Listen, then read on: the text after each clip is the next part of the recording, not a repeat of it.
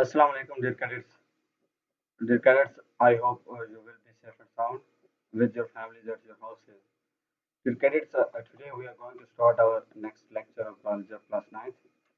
Dear cadets, today we will discuss the two kingdom classification system. Dear cadets, it is the oldest system and classifies all organisms into two kingdoms. Dear cadets, we know very well that kingdom means a major, it is the biggest group taxonomic group. It is the biggest group which includes a large number of the animals and organisms. So, kingdom is the biggest group. So, uh, two kingdom classification system means the all the organisms were classified into two groups, two major groups. One was known as plantae and the other was known as animalia. All the plants and plants like organisms were included in the plantae and the animals and animal-like organisms were included in the group and kingdom Animalia. According to it, all organisms that can prepare food from simple inorganic materials and thus can store energy are autotrophs and are included in the kingdom Plantae. Dear cadets, what was the criteria, what was the base uh, to keep the organism in the kingdom Plantae? All the organisms that can prepare their food, वो organism जो अपनी food खुद तैयार कर सकते थे, but how कैसे कर सकते थे, कहाँ से? From simple inorganic material, simple inorganic material को यूज करते हुए वो अपनी खुराक इस्तेमाल करते थे और इस तरह वो अपनी एनर्जी स्टोर कर लेते थे। तो ऐसे ऑर्गेनिज्म को such organisms are known as autotrophs. तो जितने भी ऑटोट्रॉफ्स थे वो किंगडम प्लाटी के अंदर इंक्लूडेड थे। On the other hand, the organisms that cannot synthesize their food and depend on autotrophs or others are heterotrophs are known as heterotrophs. Cricketers वो तमाम ऑर्गेनिज्म जो अपनी खुराक को तैयार नहीं कर सकते थे और अपनी खुराक के लिए वो ऑटोट्रॉफ्स पे डिपेंड करते थे, तो उनको हम कहते हैं heterotrophs. These were included in the kingdom Animalia. ये सब kingdom Animalia के अंदर include किए गए थे। According to this system, bacteria, fungi, and algae were included in the kingdom Plantae. Crickets, some taxonomists found this system unworkable because many unicellular organisms like Euglena have both plant-like presence of the chlorophyll and the animal-like heterotrophic mode of nutrition in the darkness and lack of cell wall characters. Dear cadets, अब ये जो system था इस ये ज़्यादा काबिल कबूल नहीं था। उसकी वजह ये थी कि बहुत से ऑर्गेनिज्म ऐसे थे जो यूनिसेलुलर थे और वो ऐसी खसूसियात शो करते थे जो प्लांट के अंदर भी होती थी। फॉर एग्जांपल अब प्लांट के अंदर क्लोरोफिल होता है तो उनके अंदर भी क्लोरोफिल होता था। इसके साथ-साथ वो ऐसी खसूसियात भी शो करते थे जो कि एनिमल्स के अंदर होती थी। तो फॉर एग्जांपल कि जिस तरह एनिमल के अंदर सेल वॉल नहीं होती, तो उनके अंदर भी सेल वॉल नहीं होती थी। तो इस तरह की जो खसूसियात थी, दोनों एनिमल और प्लांट की उनके अंदर मौजूद थी। तो इसलिए अब ये जो सिस्टम था, ये उनके लिए काबिल कबूल नहीं था कि हम ऐसे ऑर्गेनिज्म को उसको रखें। क्यों? कि वो कोई ऐसा क्राइटेरिया था ही नहीं, तो उनके लिए कोई जगह थी ही नहीं। एक तरफ प्लांट या प्लांट लाइक थे, एक तरफ एनिमल लाइक थे। तो वो तो दरमियान में थे, तो वो उनमें पुट नहीं हो सकते थे। तो ये उनके लिए फिर वर्क नहीं कर सकता था ये system. Cricketers. Next, we have the three kingdom classification. In 1866, Ernest Haeckel solved the first objection and proposed a third kingdom, that is Protista, to accommodate the Euglena-like organisms. He also included bacteria in kingdom Protista. In the system, fungi were still included in the kingdom Plantae. Cricketers फिर जब to kingdom classification पे जब objection आया objection ये था कि वो जो यूग्लिना टाइप जो ऐसे ऑर्गेनिज्म थे जो कि प्लांट और एनिमल दोनों की सुझाव रखते थे, तो उस उनको कहीं पे पुट करना था हमने। तो उसके लिए अब हर्नेस्ट हैकल ने 1866 के अंदर एक ऐसा किंगडम प्रपोज किया जिसे हम बोलते हैं three three kingdom classification system. तो उसने ये सिस्टम प्रपोज किया और उसके अंदर उसने जो यूग्लिना लाइक ऑर्गेनिज्म थे ना, जिनकी those organism that have the both the characteristics of the both plant and animal, they were kept in third kingdom that was known as Protista. This system did not clear the difference between the eukaryotes and prokaryotes. Some biologists disagreed about the position of the fungi in the kingdom Plantae. Fungi resembles plants in many ways, but are not autotrophs. They are special form of the heterotrophs that get their food by absorption. They do not have a cellulose in their cell walls and rather possesses chitin. Cricket sir अब ये जो three kingdom classification system था, इस पे भी एक objection आ गया। वो ये आ गया था कि बहुत से बायोलॉजिस्ट जो थे वो ये समझ रहे थे कि जो प्लांटी सॉरी फंजाई है वो उसको प्लांटी के अंदर नहीं रखना चाहिए। बट वह because the fungi was considered a special type of heterotrophs. Heterotrophs mean कि फंजाई वो ऑर्गेनिज्म है जो अपनी खुद हत्या नहीं कर सकते, तो उसको प्लांट ही के अंदर हम नहीं रख सकते। ये इनका, हालांकि बहुत सारी इसके अंदर ऐसी चीजें मौजूद थी, ऐसी कैरेक्टरिस्टिक थी जो प्लांट से रिजेंबल कर रही थी। फॉर एग्जांपल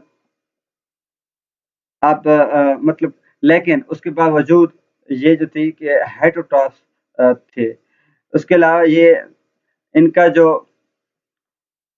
सेल वॉल होती है फंजाई की, तो उसके अंदर सेलुलोज नहीं होता जैसा कि प्लांट्स के अंदर सेलुलोज होता है। फंजाई की सेल वॉल में सेलुलोज नहीं होता, बल्कि सेलुलोज की बजाय काइटिन होता है। तो ये भी एक ऑब्जेक्शन थी, इसलिए अब इस पे भी थ्री किंगडम क्लासिफिकेशन पे भी ऑब्जेक्शन आ गया। Cricket. Next, we have the five kingdom classification system. The cadets in 1937, E. Chetan suggested the terms of the prokaryotic, prokaryotic to describe bacteria and eukaryotic to describe animal and plant cells. In 1967, the Robert Whittaker introduced the five kingdom classification system. फिर cadets फिर जब three kingdom classification पे objection आई, तो 1937 के अंदर ई चैटन ने एक suggest की थी दो टर्म्स। कौन कौन सी? प्रोकैरियोटिक, ये एक टर्म उसने यूज की थी, और ये टर्म उसने यूज की थी बैक्टीरिया के लिए। और एक और टर्म उसने यूज की थी यूकैरियोटिक, यूकैरियोटिक, ये उसने एनिमल्स और प्लांट्स के लिए ये टर्म इस्तेमाल की थी। इसके अलावा 1967 के अंदर रॉबर्ट विटेकर ने एक five kingdom classification system introduce कराया था। पहले टू था, two class kingdom classification system, फिर थ्री किंगडम क्लासिफिकेशन, अब फाइव किंगडम क्लासिफिकेशन सिस्टम आ गया। तो अब देखते हैं कि इसके अंदर उसने क्या क्या बताया था। The levels of cellular organisation, prokaryotic, unicellular eukaryotic and multicellular eukaryotic, ये इसके अंदर इस पे बेस कर रहा होता है। ये फाइव किंगडम क्लासिफिकेशन ये बेस है। The principal modes of nutrition, photosynthesis, absorption and ingestion. On the basis of the on this basis, organisms are classified into five kingdoms: Monera, Protista, Fungi, Plantae and Animalia. अब यहाँ पे उसने Monera और fungi ये दो new kingdoms add कर दिए थे। पहले तीन थे, तो इन दो के इजाफे के साथ फाइव किंगडम क्लासिफिकेशन सिस्टम आ गया। अब फंजाई को उसने अलग किंगडम बना दिया।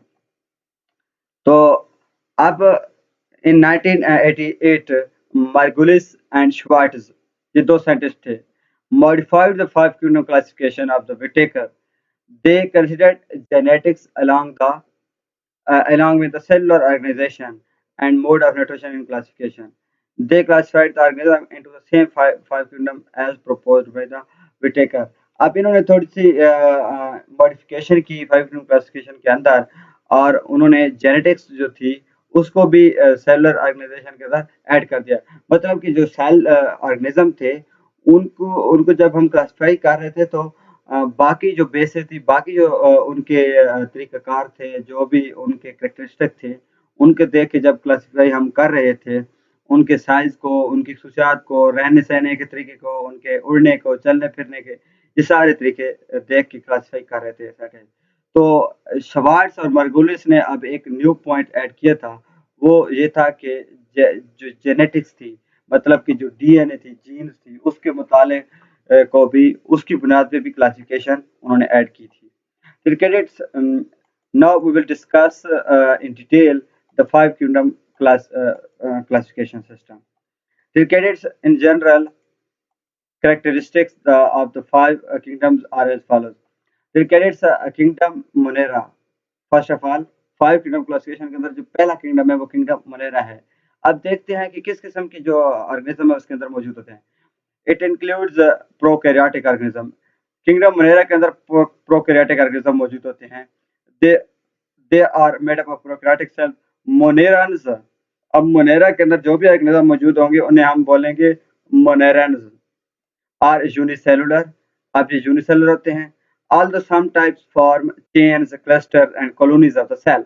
हालांकि इनमें कुछ जो अकसाम होती हैं मोनेरन्स की, वो चेन बना देती हैं, एक एक दूसरा तीसरा चौथा पांचवा इस तरह एक साथ मिले जुले होते हैं।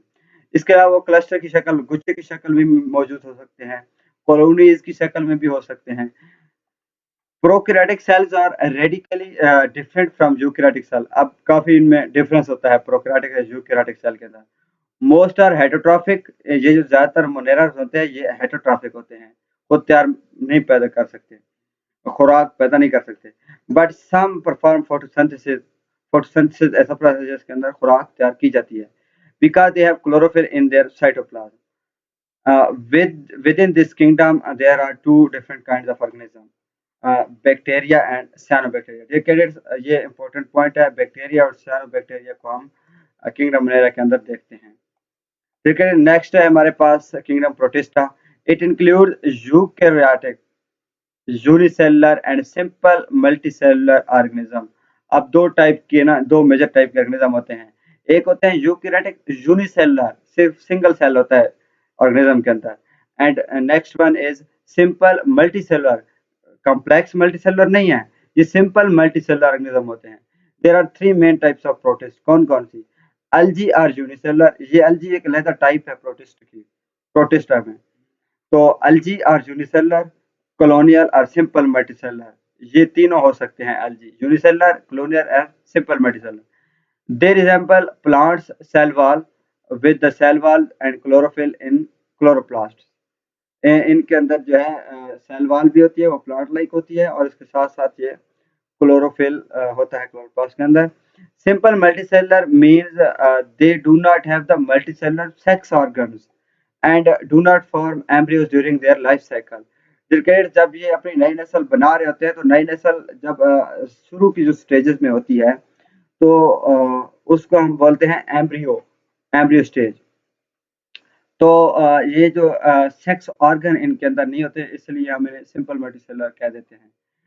नेक्स्ट है हमारे पास प्रोटोजोअन।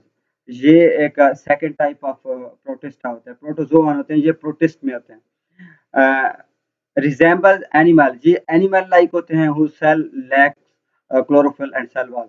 अब प्रोटोजोअन जो होते हैं ये एनिमल लाइक होते हैं, तो इनकी जो क्लोरोफिल नहीं होता है इनकी सेल के अंदर, इसके साथ साथ सेल वॉल भी नहीं होती सेल के। नेक्स्ट है हमारे पास सम प्रोटिस्ट आर फंजाई लाइक। ये तीसरी किस्म है, कुछ हैं जो फंजाई लाइक होते हैं, फंजाई की तरह के होते हैं। ठीक है, नेक्स्ट है हमारे पास